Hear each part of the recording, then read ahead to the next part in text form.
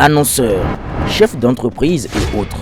Bref, population d'ici et d'ailleurs. Cet espace vous est réservé pour la promotion de vos produits et activités. Non seulement en français, mais aussi en fond, Ditamari, Fulfulde, Batonou, Dendi. À vous le choix.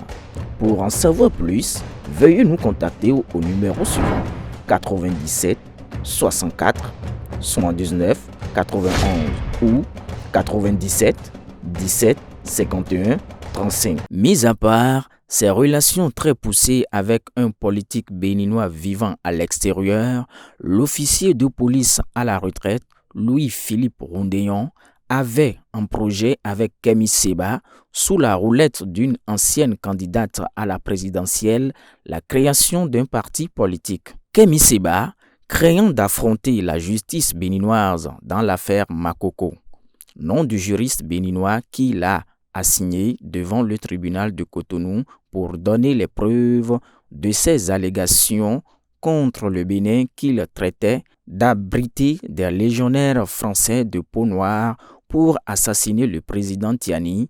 Il a été convenu que ce soit Rondéon qui prenne la tête de cette formation politique. D'après les calculs du policier à la retraite, Kémi Séba, qui lui a garanti un gros financement russo-AES, non seulement il deviendra riche, mais aussi il pourra se venger copieusement du président Talon dont il rêve de la chute avant la fin de son mandat. Mais la chance ne fut pas de leur côté. Rondéon a trébuché avant même d'avoir donné naissance à son bébé panafricaniste pour sauver les Béninois.